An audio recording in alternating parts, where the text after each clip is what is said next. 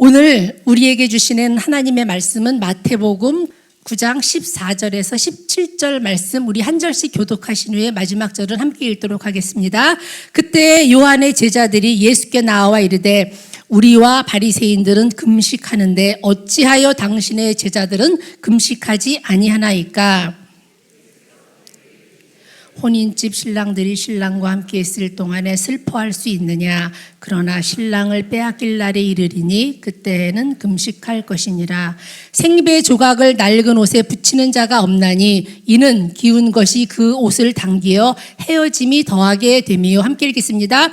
새 포도주를 낡은 가죽 부대에 넣지 아니하나니 그렇게 하면 부대가 터져 포도주도 쏟아지고 부대도 버리게 됨이라. 새 포도주는 새 부대에 넣어야 둘이 다 보존되느니라. 아멘. 본문으로 새 포도주는 새 부대라는 제목으로 하나님의 말씀을 선포하겠습니다. 먼저 기도하시겠습니다. 하나님 감사합니다.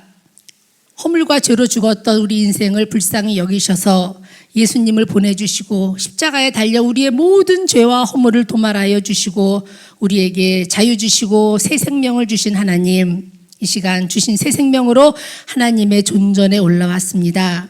임하여 주시사 예배드리는 모든 하나님의 백성들이 하나님의 은혜에 합당한 새 부대가 되는 놀라운 은혜의 시간 되게 하여 주시옵소서. 예수님의 이름으로 기도드리옵나이다. 아멘. 예, 오늘 말씀은요, 그때로 시작이 됩니다. 그때가 언제인가? 예수님이 세리 마태네 집에서 죄인들과 같이 음식을 먹고 있을 때, 바로 그때에 요한의 제자들이 예수님께 여쭙습니다. 아마 그날이 금식하는 날이었던 것 같습니다. 우리 14절 함께 읽겠습니다. 시작. 그때에 요한의 제자들이 우리와 바리새인들은 금식하는데 어찌하여 당신의 제자들은 금식하지 아니하나이까? 아멘. 자신의 스승인 세례 요한이 따르고자 했던 예수님, 세례 요한이 나는 그의 신발끈을 맬 자격도 없다고 했던 그 예수님이 왜 다들 금식하고 있는 이때 금식은커녕 오히려 세리와 죄인들과 같이 잔치하며 먹고 있는지 그들은 이해가 되지를 않습니다. 그래서 질문합니다. 예수님, 우리와 바리새인들은 금식하는데 왜 당신의 제자들은 금식하지 않습니까? 어떻게 그럴 수가 있습니까? 근데요, 10절에 보니까 예수님께서 마태네 집에서 음식을 잡수실 때, 그때 예수님이 잡수시고 있을 때 세리들과 죄인들이 같이 와서 먹었다고 기록되어 있습니다. 그러니까 세리들보다도 예수님이 먼저 음식을 잡수셨던 거예요. 예, 예수님이 먼저 잡수고 계셨고 그 후에 제자들도 그리고 세리와 죄인들도 같이 거기에 동참했다. 예수님이 먼저 숟가락을 드셨어요. 예, 그러니까 사실은 요한의 제자들은 이렇게 질문해야 했습니다. 예수님, 당신은 왜 금식하지 않습니까? 그런데 그렇게 질문하면 막 예수님께 따지고 드는 것 같아서 그랬을까요? 예, 그들은 차마 요한의 제자들이니까 차마 단도직입적으로 예수님께 그러질 못하겠으니까 슬쩍 돌려서 왜 당신의 제자들은 금식하지 않습니까? 그렇게 질문합니다. 당시의 금식은요, 당연한 전통이었고 경건의 의무 조항이었는데 그 누구보다도 경건해야 할 예수님이 어떻게 금식하지 않을 수가 있는가? 너무 이상하고 궁금했던 거예요. 마태복음 6장에는 구제, 기도, 금식과 관련된 말씀이 기록되어 있는데요. 거기에 보면 너희가 구제하려면 또는 너희가 기도하려면 금식하려면 그러지 않고 너희가 기도할 때, 너희가 구제할 때, 금식할 때 그랬습니다. 금식은 너무나도 당연한 신앙인의 덕목이라는 겁니다. 그들은요, 일주일에 2번, 월요일과 목요일에 아침 6시부터 저녁 6시까지 금식했습니다. 그런데 사실은요, 율법에는 1년에 단 한 번 대속죄일에 금식하라는 규례가 나옵니다.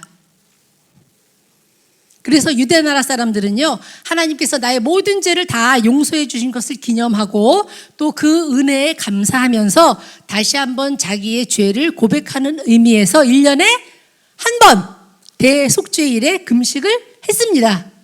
그런데 인간들이 기특하게도 1년에 한 번만 하면 되는 금식을 계속 늘려갑니다.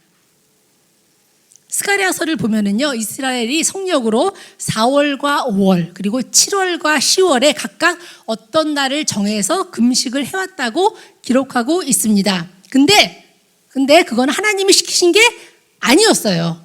인간들이 스스로 늘려간 것이었습니다.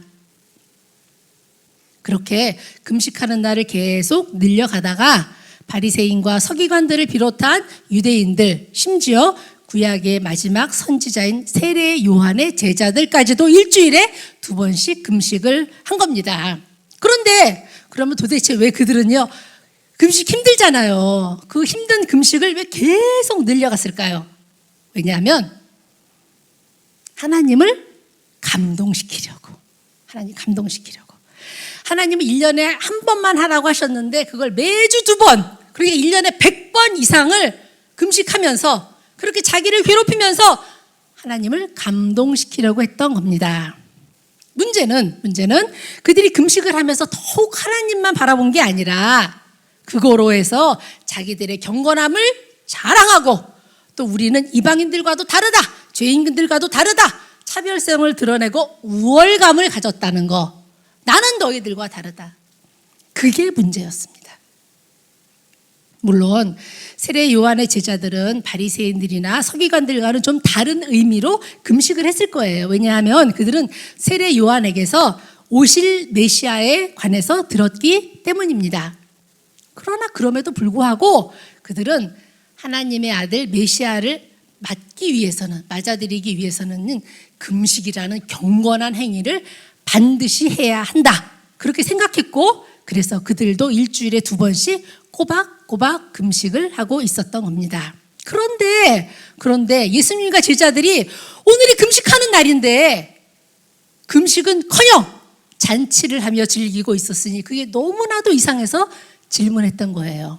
어찌하여 금식하지 않는가? 이 질문에 대한 대답이 15절입니다. 그리고 여기에서 예수님의 신앙에 대한 관점을 알 수 있습니다. 우리 15절 함께 보도록 하겠습니다. 시작. 예수께서 그들에게 이르시되 손님집 손님들이 그러나 신랑을 빼앗길 날에 이르리니 그때는 금식할 것이니라. 아멘. 혼인집 손님들이 신랑과 함께 있을 때는 금식할 수 없지. 예수님은 신앙을 어떻게 생각했는가? 예수님은 신앙을 결혼식 잔치와 같다고 생각하셨습니다. 결혼식은 인생에서 가장 기쁜 날, 잔칫날입니다. 그리고 신앙생활은 잔치하는 것과 같이 기쁜 것이다. 그런 뜻입니다. 그런데 당시 유대인들은 신앙생활을 어떻게 생각했는가? 그들은 신앙을 아주 무겁고 힘들고 우울하고 견디기 힘든 짐으로 생각했습니다. 그래서 하나님이 성경 신명기에서 이렇게 말씀하셨어요. 신앙은 무거운 게 아니야. 무거운 짐이 아니야. 신앙은 너희의 행복을 위한 거다. 신명기 10장 13절입니다. 시작. 내가 오늘 내 행복을 위하여 네게 명하는 여호와의 명령과 규례를 지킬 것이 아니냐. 아멘. 율법은 너희의 행복을 위한 거다. 내가 너희를 애굽 사람의 무거운 짐에서 그 밑에서 너희를 빼냈는데 내가 다시 너희를 무겁고 힘든 짐을 지우게 하겠느냐? 아니라는 거죠. 율법의 말씀은 신앙은 어려운 것도 아니고 먼 것도 아니다. 너의 행복을 위한 거다. 우리 성도님들의 신앙관은 어떠신가요? 하나님 믿고 사는 거 우울하고 무거운 짐이신가요? 아니죠. 네. 슬프고 괴롭고 힘든 사역인가요? 아닙니다. 신앙생활은요, 예수님 믿고 하나님을 아빠, 아버지라고 부르며 성령님과 동행하는 삶은 잔치와 같은 것이다. 즐거운 것이다. 이어지는 15절 하반절입니다. 그러나 신랑을 빼앗길 날이 이르리니 그때에는 금식할 것이니라. 그러나 신랑을 빼앗길 날이 있다. 나중에 역사의 한 시점에 예수님이 고난당하시고 십자가에서 죽으시는 날이 있을 것이다. 그때에는, 그 한정된 기간에는 금식할 거다. 그러나 지금은 그럴 필요 없다. 그렇습니다. 기독교는요, 잔치의 종교, 기쁨의 종교입니다.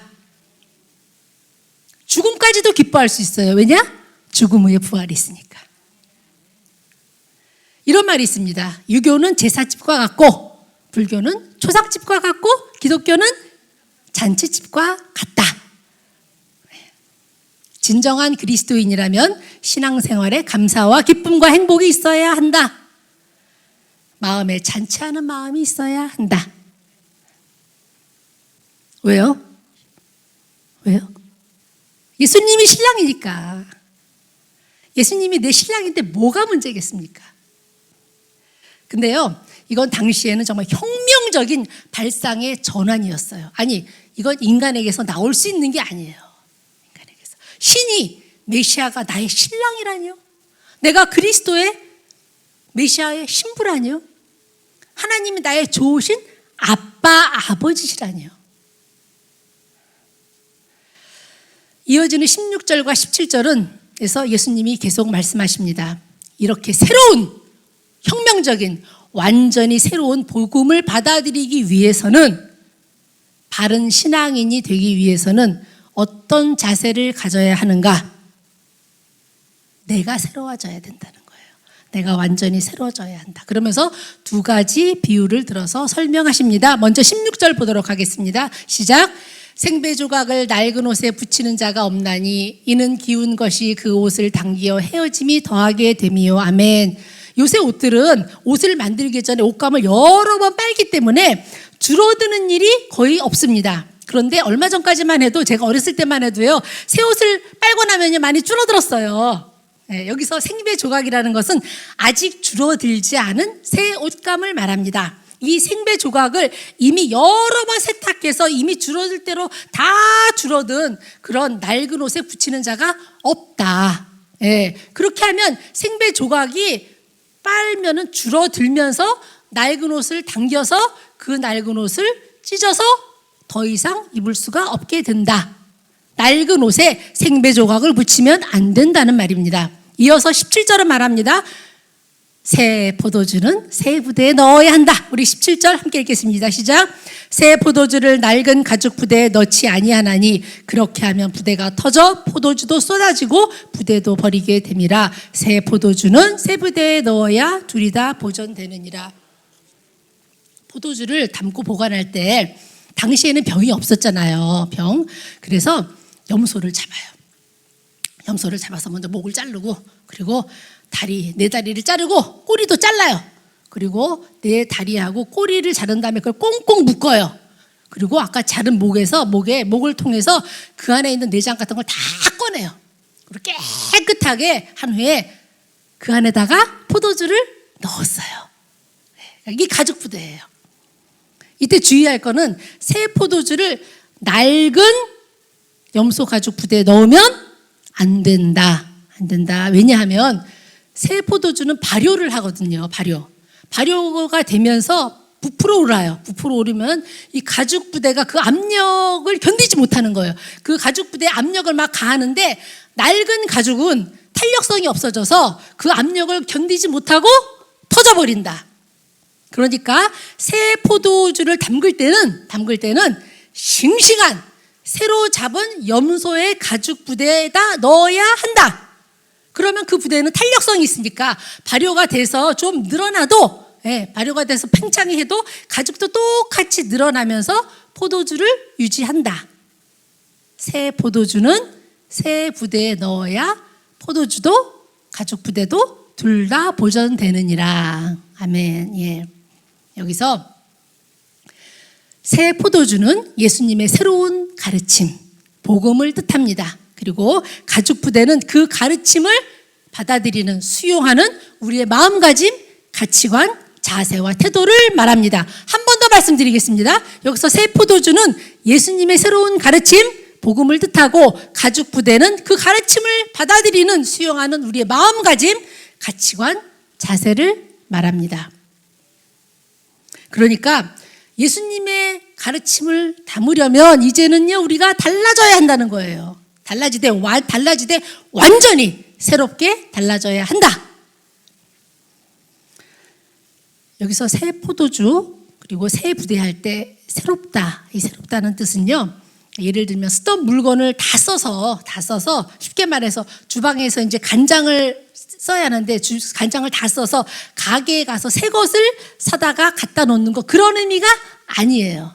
그런 의미가 아니고 여기서 새롭다는 건 이전 것과는 완전히 다른 것, 완전한 새 것, 누구도 상상도 생각도 하지 못했던 신품종, 신제품을 말합니다. 예수님의 교훈은, 예수님의 복음은, 기독교는 전적으로 새 것이에요. 전적으로 새 것이에요. 바리새의 교도들이 생각한 것과도, 요한의 가르침과도, 유대교하고도 다르다. 다른 이방 종교하고도 다르다. 예수님의 교훈은 전적으로 새 것이다. 어떤 면에서 새 것인가? 어떤 면에서 새 것인가? 먼저 모든 종교는 인간이 신에게 도달하려고 합니다. 인간이 신에게 도달하더라고요. 유대교도들도 바리새인들도 왜 일주일에 2번씩 금식했는가?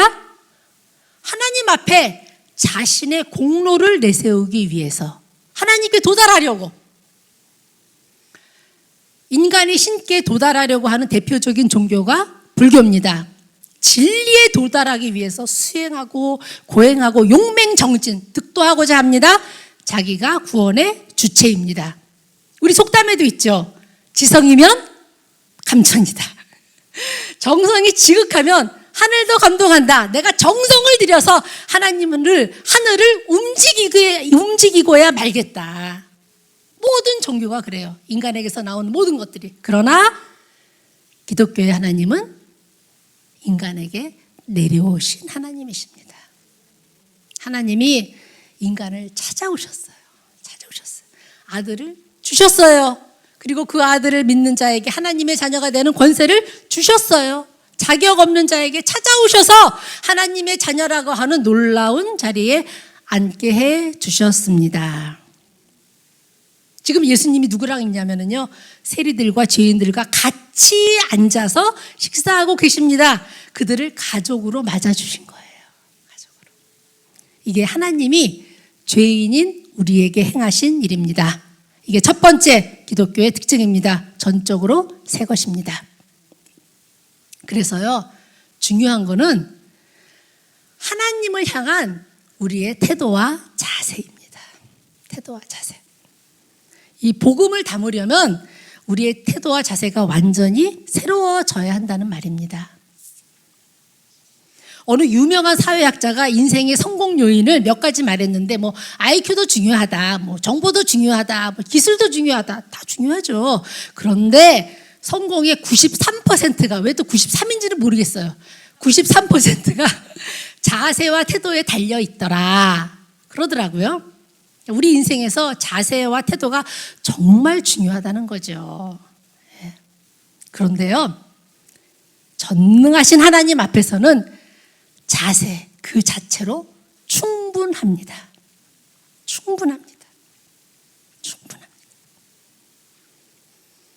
지금 하늘에서 비가 억수같이 쏟아지고 있다. 그 비를 받아야 한다. 어떻게 하면 되죠? 그냥 바가지를 똑바로 갖다 놓기만 하면 돼요. 내다 놓기만 하면 돼요. 그러면 비는요, 그 바가지 안에 가득 담깁니다.